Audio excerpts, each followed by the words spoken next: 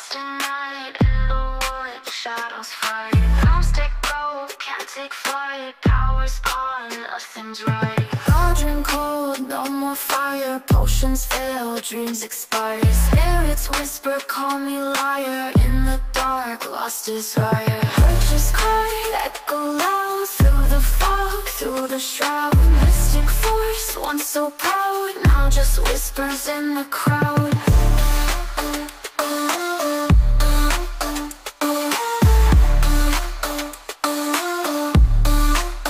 Babalan TV. Hi Capricorn, welcome po sa inyong reading. This is for January the 19th to January the 21st reading. Para po sa mga bago, don't forget to click the subscribe button, smash the like button, comment below kung kayo po yung nakaka-resonate, and hit the notification bell. Kung gusto niyo pong sumali sa ating live sessions, dun po yan sa ating kabilang channel. That is Babaylan TV. No? Yan po ang ating unang channel catered for our international audience. Ayan. I want you to know that this is a general reading. You may resonate with the entire reading or you may resonate with some bits and pieces of the reading. Take what's only yours. Simulan na natin, Capricorn. A leg up. TikTok. The tribe. Ayan. So parang meron ditong humahanap no ng alyansa, kumbaga kakampi, no? Kasi parang either hindi siya pinaniniwalaan ng kanyang person, no? Kaya itong person na ito na humahanap ng kakampi, sabihin mo naman sa kanya yung totoo, no? Na wala talagang ganito, na hindi nangyari iniisip niya, bla bla yada yada. And I feel like meron ng sense of urgency dahil rough na yung situation, no? Kumbaga hindi na talaga, kumbaga lumalala, no? Ang nangyayari. One thing's for sure, merong hindi pagkakaintindihan. So kailangan mag-show up ng proof, kumuha ng padrino, that's the term, kanina pa iniisip padrino, para mapatunayan na hindi ito ginawa, walang katotohanan yung naiisip, walang katotohanan yung balita. Sorry, nagbabalat yung labi ko. Walang katotohanan yung balita, kaya, kumbaga, may fake news, no? May fake news, binili naman nung isa. So, this can really be yours or this can be for your person, no? Baka sabihin nyo, baliktad po yung nangyayari. That's okay. What I am reading here is the dynamic, alright? So, hindi ganun kadali mapaniwala, no? Yung partner nitong taong to. Dahil siguro din because of history, no? Minsan nang nangyari na na-betray ang trust. Yun kasi ang masakit at yun din ang mahirap, no? Mahirap kunin ang tiwala ng isang tao sa isang iglap. Pwede itong mawala, di ba? Pwede itong masira. And if you're going to try to rebuild that trust again, I feel like mas mahirap yun gawin dahil sabihin na natin ang baso, no? Nabasag siya.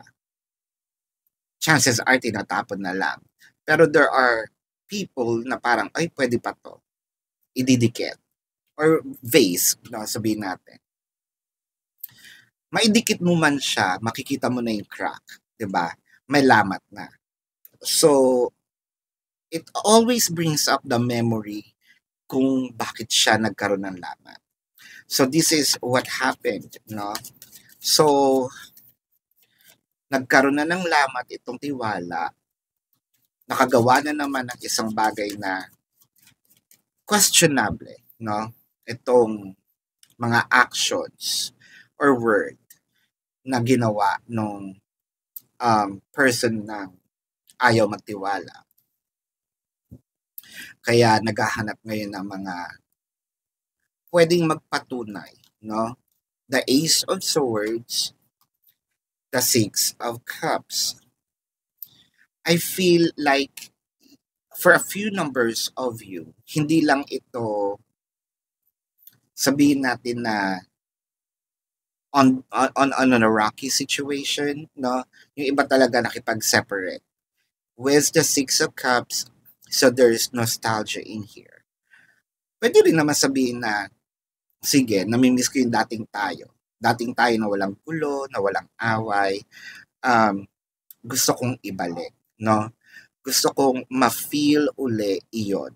With the Six of Cups clarified by the Nine of Cups and the King of Pentacles. So, hihingi na ito, yung humihingi ng tawad. Sabi nito, gagawin ko ang lahat. No? Tell me what you want in this connection. Sabihin mo kung anong hiling mo. No? Ibibigay ko sa'yo. If you want me to cut off, no? A specific person, I'm going to do it for you. I feel like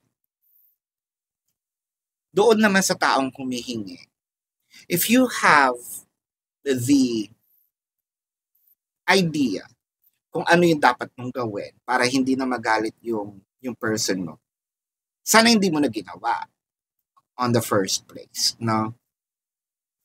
Kasi para kasing sinusubukan, no? Sinusubukan yung pasensya. Hanggang saan ba, no? Pwede akong pagpasensyahan. Hindi na dapat yung ginawa in the first place. Alam pala na magagalit, bakit ginawa pa? Tama. Let me know sa comment section. With the Four of Cups, the Hierophant, wow, and the Two of Cups. So, matibay ang puso nitong ayaw magpatawad. Hindi ako naniniwala, ayokong bilhin yung mga alibi. So, there's apology, there's sorry, there's people, no? Okay, parang ganito na lang. Pwedeng kasing kinausap mo yan. Sobra na yung trust issue. So, ibig sabihin, sobrang nasira, no, yung trust nitong taong to. Kaya ganun na lang din ang taas ng trust issue niya. Kahit mahal kita, wala akong magagawa, no? Kasi ang kailangan ko proof, ang kailangan ko yung totoo. Ayoko yung kakilala mo lang dahil pwede mong sabihan, you know, to cover your ass.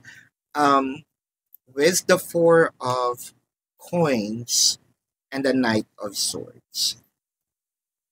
Pinagsasaraduhan ng pinto,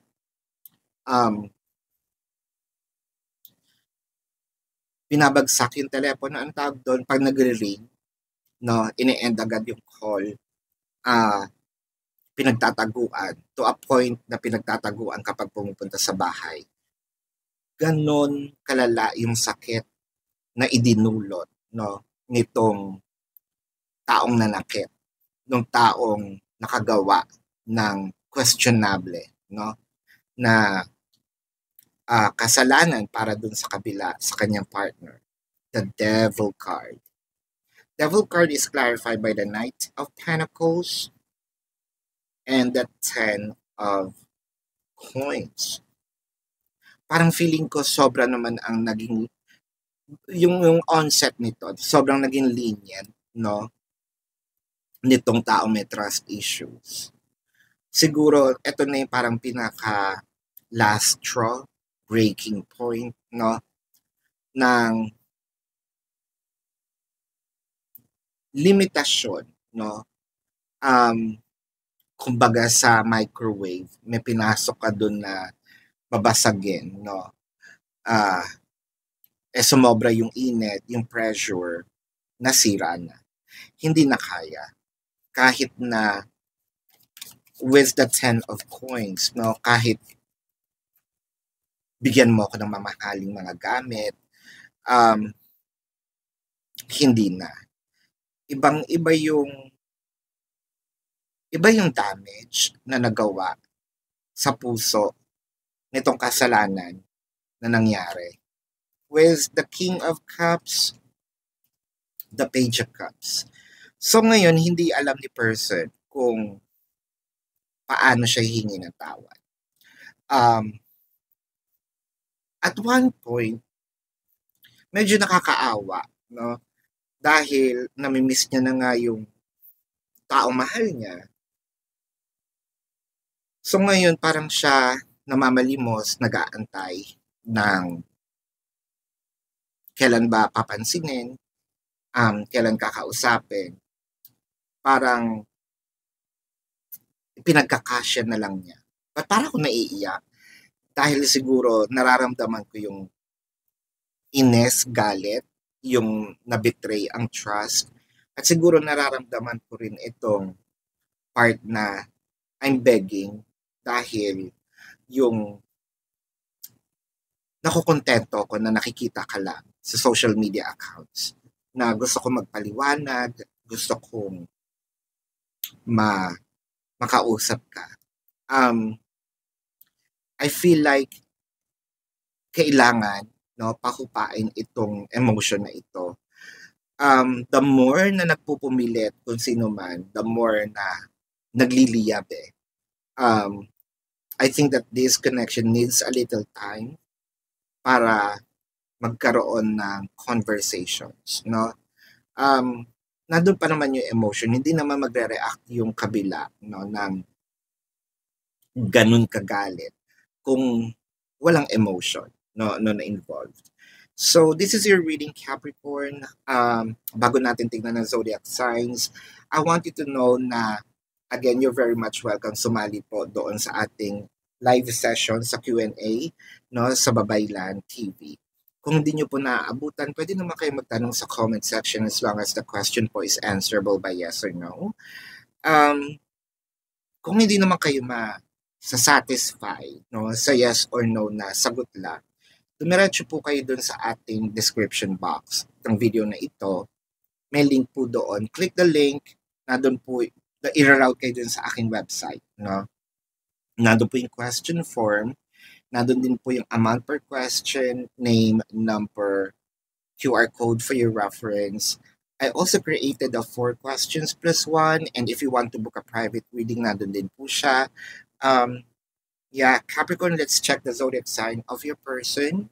I am seeing Pisces, Scorpio, Taurus, Virgo, Capricorn, Sagittarius, Cancer, Scorpio, Pisces is also here.